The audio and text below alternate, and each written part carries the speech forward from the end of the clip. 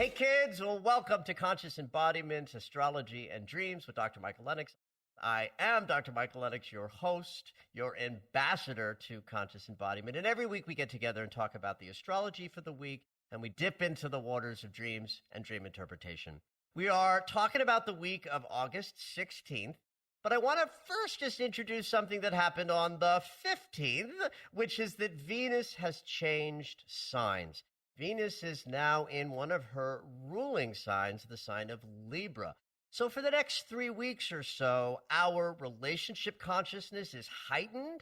How we process our emotions is much more through the principle of coming to balance, and forgiveness is easier in a period of time when the planet of love is in one of her ruling signs. And in fact, next week, there's going to be a lot to say about Venus in Libra and shifts and changes that come as we move through next week. But for now, just understand that for the next 3 weeks, the love language for all of us is very much about balance, harmony, forgiveness, and coming back to center whenever you are agitated by recognizing that the change you want to make starts inside of you. Can I ask you a question on that? Absolutely. When we're talking about Venus and relationships, is that always romantic? Ooh, that's a great question. Yeah. So no, and sort of the yes. Okay. So the answer that is no is that the giving and receiving of love is the giving and receiving of love. Right. We put a lot of stock into romantic relationships as somehow separate or different or in some other category. It's hard not to compartmentalize like that because we get something out of romantic relationships that perhaps we don't in our pedestrian relationships. But from the perspective of astrology, giving and receiving of love is what all relationships are about. But it is true and accurate that when Venus is in the sign that invented romantic relationships, that we are more focused on that aspect of our expression than in other signs that Venus might move through. So if you are moving through anything that's relational and you have a primary relationship, you can probably expect the experience of that romantic relationship to be a little yummier during the 3 weeks of Venus in Libra. Cool. Something happens this week on the 19th, which is the planet Uranus is going retrograde. I have a whole dance that I go through with the social planets and the outer planets in retrogrades. Here's why. Out in social media land, where a lot of people tap into astrology information, there's dozens of memes you will see all over the place that go, Uranus is going retrograde for the next 6 months. Life is going to be so different.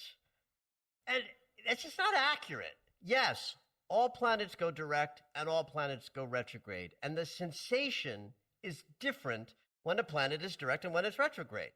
With Uranus, the consciousness of sudden shifts and changes, the process of innovation and inspiration, pivots and reversals, sort of knocking you on your ass so that you might wake up to a higher level of consciousness. That's all Uranus's domain. The notion that even the most highly sensitive person on the planet could feel a distinction between when that planet is direct and when it's retrograde, to me, is nonsense. I'm very highly sensitive. It's why I was drawn to become an astrologer in the first place, because my body is so sensitive to energy that by virtue of becoming an astrologer, I get to benefit personally from being able to navigate all of the sensitivity of my body by seeing the energetic shifts that reflect them. And I have not once in 25 years of being an astrologer felt a significant enough of a difference when planets were direct or retrograde to jump on the bandwagon of, everybody needs to pay attention to this. Uranus is going retrograde, so inspiration and waking up to higher levels will be an inside job rather than an outside job. Now, that language I just used is accurate because retrograde implies inside or backward, or I like to put it as a psychologist that a retrograding planet puts that planet's energy just slightly into the unconscious spaces. So it is accurate that on the 19th of August, Uranus is going to go retrograde for the next couple of months. So I share that with you because this is an astrology podcast.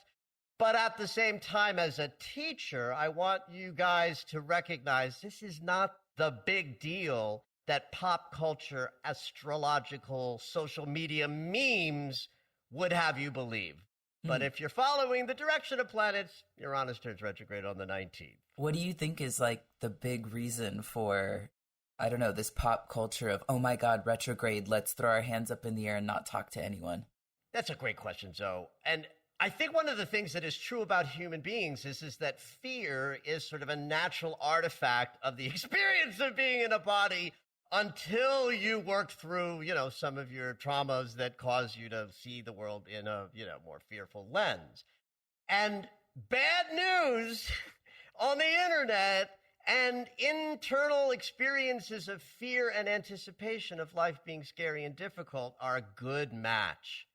So I think that when an astrologer who's looking for, responses to their memes puts out something with a warning in it, people pay attention because it speaks to their inner sense of fear. So I think that's one of the reasons why, like, the doomsday, everything's retrograde and that's like bad for us gets a lot of traction because it's a fearful kind of consciousness. The juiciest element of this week, shy perhaps of the full moon that happens on Saturday, is the coming together of Mercury and Mars this Wednesday, the 18th, in the sign of Virgo. Mars is like the walk, Mercury is the talk, and when these two planets come together by conjunction, we are moving through an alignment of our walk and our talk. So it's a powerful conjunction for congruity with what you're thinking and intending and how you're choosing to act and perhaps address the goals and ambitions that you have. So it's a wonderful moment of integration of walk and talk. What's kind of beautiful, though, about this particular walk-talk alignment moment is the interaction that both of these planets are having with Saturn and Chiron this week. So to understand how this is working out, we go back to one of the major triple transits of 2021, the healing, beautiful interaction between Saturn the teacher and Chiron the wounded healer in a 60-degree angle, which is a productive geometry. If you pick stuff up in a 60-degree angle, you can make lots of stuff with it. It's the angle of potential. And in this case, it's about lessons and all the things that are we're being taught by Saturn's movement, and then what Chiron brings, which is the healing of traumas of this life. So Saturn and Chiron in a sextile this year is an opportunity for all of us on the planet to have a deep experience of healing and learning. And Mercury and Mars are making contact this week with both of them. The pattern that's being set up by Mercury and Mars together in Virgo and then Saturn and Chiron sort of across the cosmos is called a finger of God or a finger of fate. One of my favorite sort of patterns in astrology, when two eliminator angles happen at the same time. What that means is Mercury and Mars are staring down at Saturn, the teacher, in this great eliminator angle that tells us we've got to learn a lesson and make a new choice and walk away from an old habit or pattern, which you're now capable of doing because Saturn's in the house. You've learned something, and now you're ready to try the new approach. The other inconjunct is to Chiron, similar sort of energetic consciousness of seeing a new path or a new way, only with Chiron in the house, it's about having moved more deeply into a healing experience. You're now ready to move away from old trauma-based choices and into more healing-based choices. Now you got to put these two inconjuncts together in this long, narrow triangle that is the finger of God or the finger of fate. So because the pointy end of this long, narrow triangle is Mercury and Mars, it's all about how are we going to choose and act, Mars, now that we are aware of and thoughtful about what we're learning and healing, Mercury.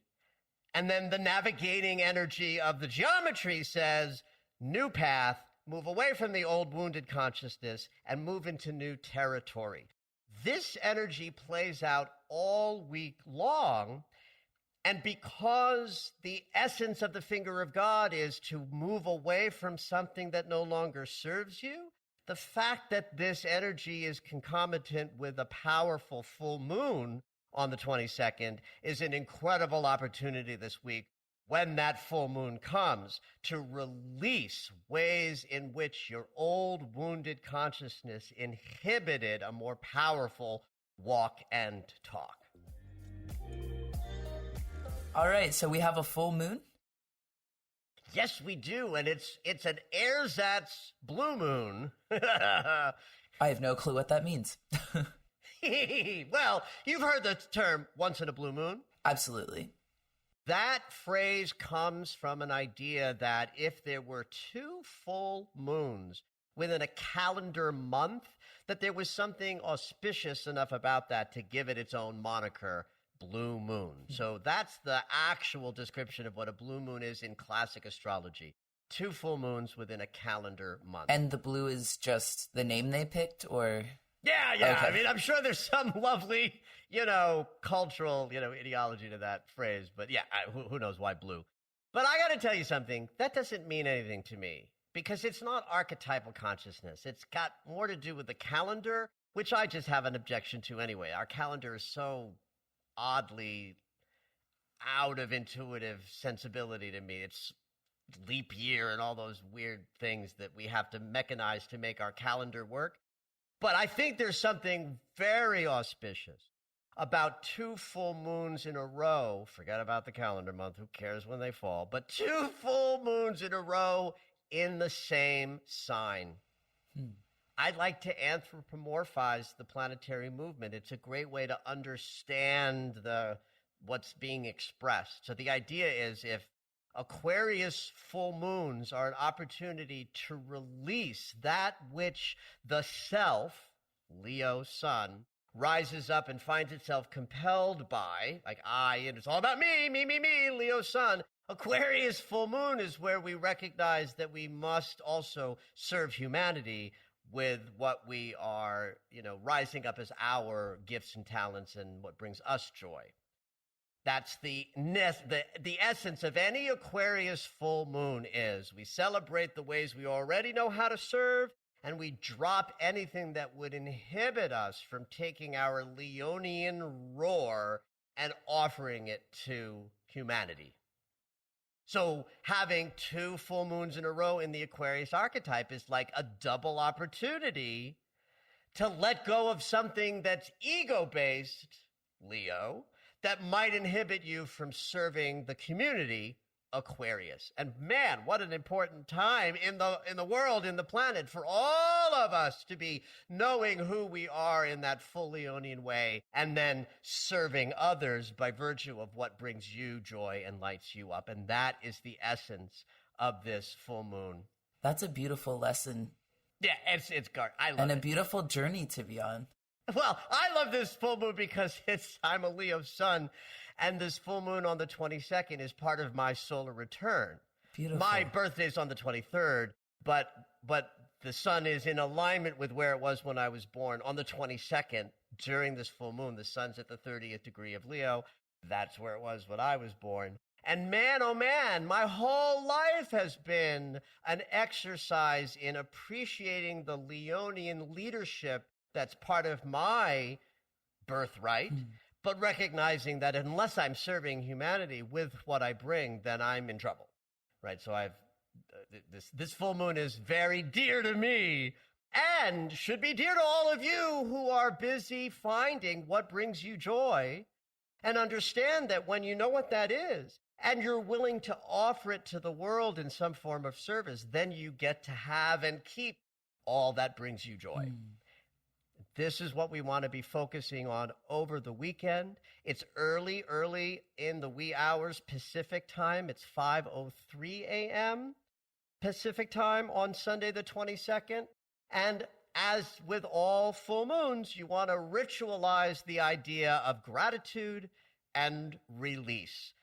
Express your gratitude for everything that you've already created that reflects, you know what your gifts are, and you offer them to the world. And then you look on the other side of the equation and consider, what do I have to let go of? What has to go away in my consciousness in order for me to do this more powerfully, to know what my gifts are and to serve and offer them to the world? Because the degree point is the 30th degree, it has a little more oomph and power. That 30th degree is called the anaretic degree. It's mastery.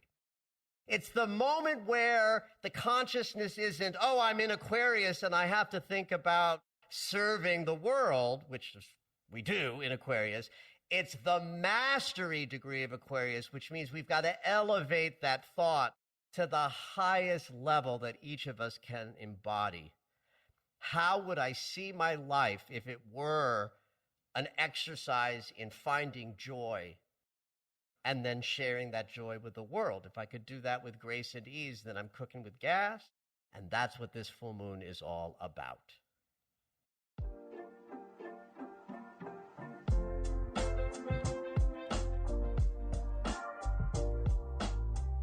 All right, it's dream segment time. Every week, Dr. Michael will interpret dreams that are sent in via email or take a live caller. If you would like your dream interpreted on the podcast, you can go ahead and email us at dreams@michaellennox.com. Hopefully your dream will make it onto the show.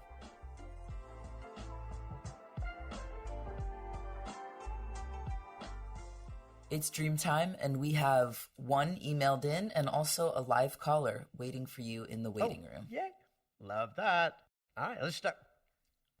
Here's an email from Mary T. Her dream is, I was in a room in a building, like a school. There were large windows with lots of light.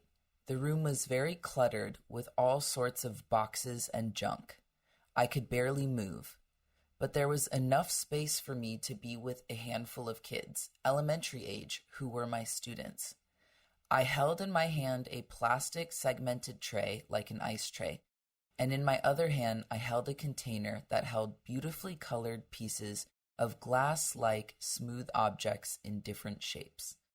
I told the kids that each of them could pick out one of those shapes and place it in a compartment in the tray, and it would grow into a fish. That's when I woke up. Thanks for considering this dream for interpretation. Wow, love this dream. Let's just start with some basic themes. Right, we're in school, so we're absolutely in a consciousness of like, what am I learning? There are big windows, which means there's an awareness of what's going on outside, right? So if the schoolroom is like an internal experience of thinking about what I'm learning or what's happening internally with growing in wisdom, I can see outside with these big clear windows, and so that feels important. The idea that we are with younger students, right? Now, I don't know if this dreamer is maybe a teacher in waking life, and so there might be some associations with that are personal to the dreamer. But we can also think of everybody in a dream landscape as part of the dreamer's consciousness. And if the people in this scene are young people, grade school age people, then these are thoughts and ideas that live inside the dreamer that are not that old, that are newer in terms of the chronology of life. Like, so if the kids are 7 years old, one of the questions would be like, what have you been working on for the last 7 or 8 years that's like a new idea about your own consciousness? So then when we look inside the classroom, what's one of the messages that we get first? A lot of clutter.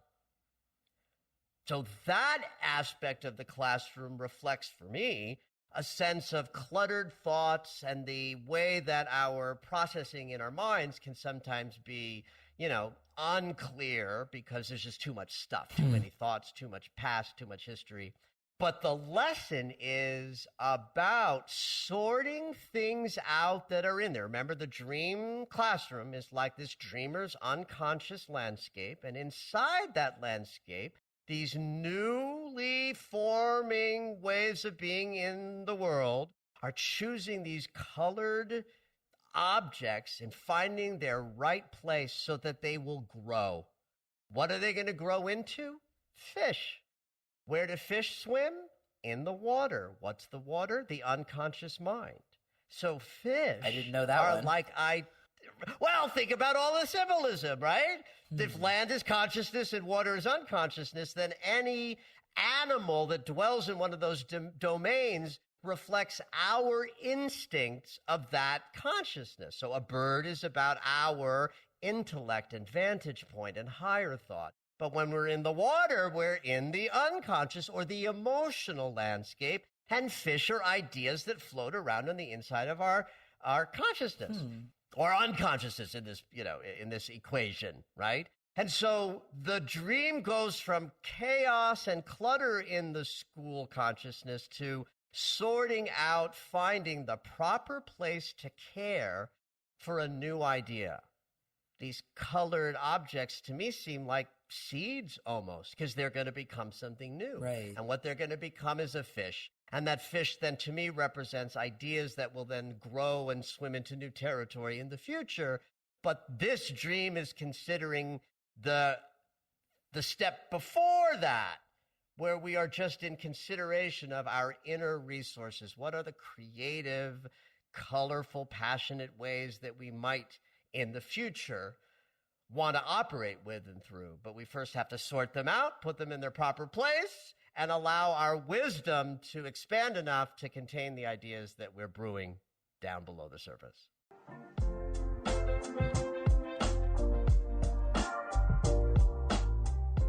Hi, Jasmine. What you dreaming today? I had a crazy dream that I would like to share with you and get some feedback on. If that would be okay. Yay. Awesome. Yeah. Okay, great. Just to preface this, just to give you a little bit of context, I never had any confidence in my ability to take tests. So I would always sit next to somebody who was smart and tried to copy off them during school. So that's just prefacing my dream with this. So all right, honey. It's coach confessional time. I know. Love the honesty. I know. Full disclosure. So in my dream, it was the day of the test, and I hadn't attended classes, not because I was skipping class. I genuinely didn't know that there was a class, and I didn't know what the subject was about. I think it was science, but I just had no idea what the subject was, and I was extremely frantic and extremely like, what is going on? I'm going to fail, and very anxious.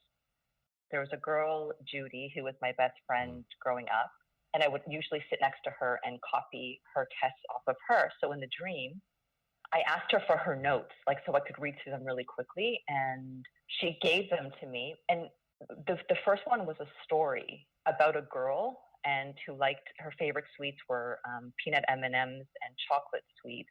For some reason, I didn't think to go through the other material. I just wanted to go through the first story, and I left the other material, but it was very frantic. I was running out of time, even though there wasn't really any time. And there was a banana. Some of the cue cards she had for the stories had objects on them, and I just remember seeing a banana as one of the things to help her remember the notes. And then it came time to write the test, and I went to go sit next to her, but she was like, no, Sarah's going to sit next to me. She let someone else sit next to her, and I was like, oh no, she knows that I copy off of her. So there were 3 seats in the front, and another girl went to go sit next to Sarah, and I literally pushed this girl out of the way. I'm like, no, I need to sit next to Sarah. I threw her off the chair, and I'm like, no, I really need to sit, and I really need to copy off of Sarah. And I was hoping that Sarah would take good notes. So I put my glasses on so I could see. And at first her paper was off to the side, but then she kind of moved it to the center. And then we were still in the test, but for some reason we were now in a mall, and I was with Sarah, and she went to go get a skirt made because there was a place for skirts. And I'm like, no, we're running out of time. This whole time I'm like, we're running out of time, but I couldn't move quickly. I couldn't really move, and I couldn't get any momentum to go. So I went to the bathroom, and then I got my period really badly in the bathroom. And sorry, I know this is a lot, but it's a lot of information. And so it's like, oh my God, if I fail the exam, I'll just tell the teacher that I got my period really badly. And then we were still in the mall, and there was a Kmart and a Gap. I came out at Kmart, and I'm like, I really need to get a face towel. But then I was in the Gap, like time and space were just completely different in the dream. And I couldn't get back to Kmart. I'm like, to get the face towel. But then the face towel was in my backpack. And I was like, I got to pay for this face towel. Like, and I was afraid an alarm would go off and I get in trouble for stealing, even though I'm trying to pay for it. But I couldn't find where Kmart was because I kept ending up in the Gap. And then this music came on, and we kind of had to dance in a sensual manner in the mall. I think it was all part of the test, but like I was like, we had to go back to the test, and I was very frantic the entire time, worrying about failing and that I didn't read the notes properly. I didn't have enough time, and yeah, and I think that was it. Yeah. Wow, honey, it's like you covered every trope, from, bathroom to, test, anxiety, mall, can't get the stuff. All right. Hysterical. So Judy's an actual friend of yours. She was my best friend growing up from about 3 years old till about high school. And Sarah, is she a person you knew, or is she a fictional? Her name was Sarah Noy. We weren't even close. She was just an acquaintance in elementary school.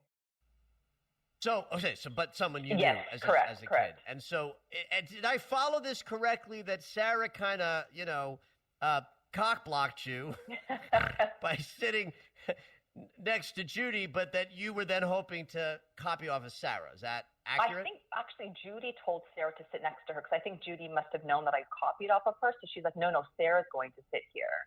And then the third person who was going to sit, I literally threw that person off. I'm like, no, because I was like, I need to copy off somebody. Yeah.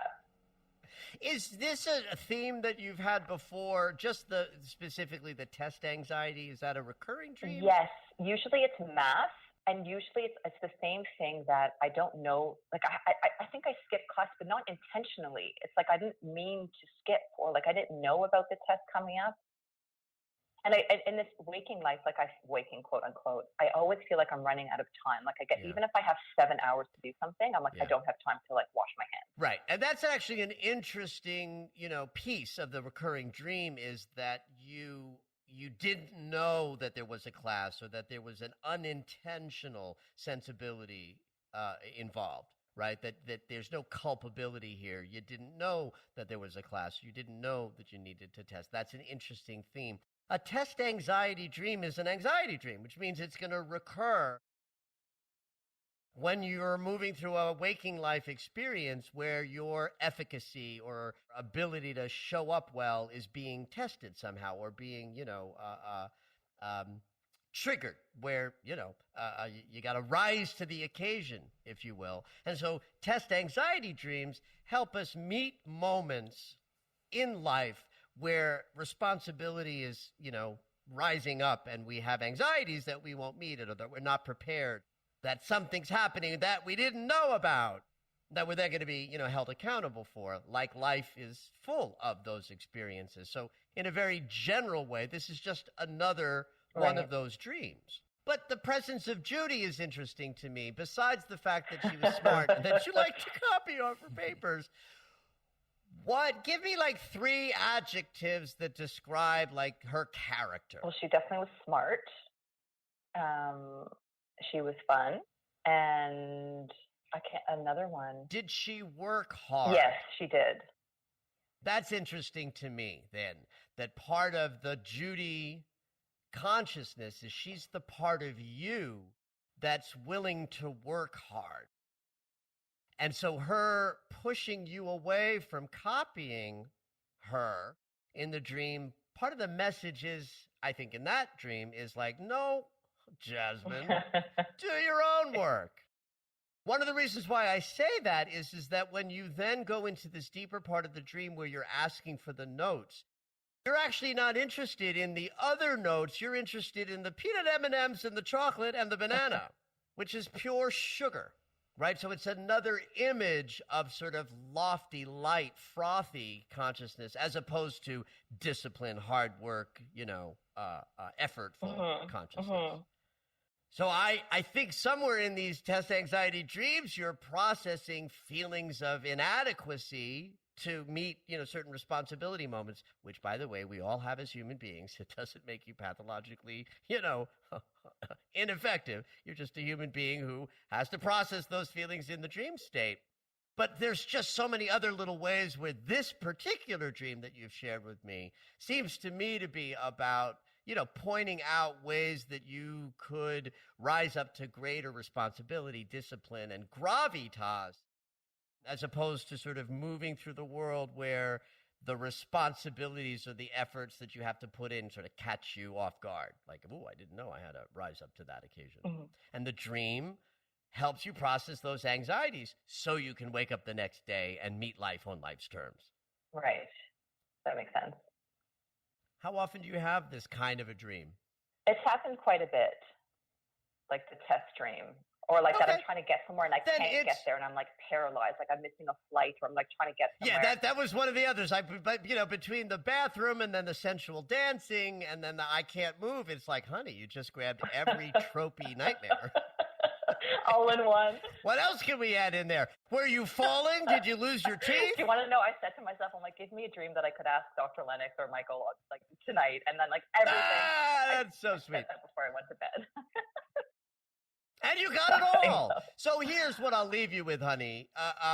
Because it's a recurring dream, the interpretation isn't as sexy, right? Because it's really just a way that you process a certain kind of anxiety. And so what you can do, though, to have a shift or learn something more about yourself in this arena is when you have the dream next, take a look at your waking life and make the association.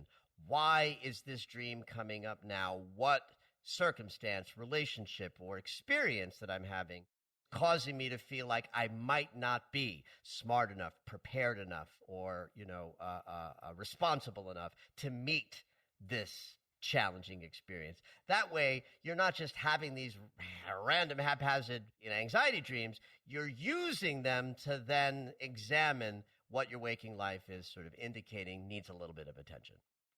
I think I feel that way about life in general. Like, I don't understand what it means to be human or how to do life. Like, I'm looking around at people to see how they're doing things. Like, how are people eating? Like, how are people walking? Like, I feel honey, that's perfect. That's like copying their work. I'm going to look over and see how they're humaning.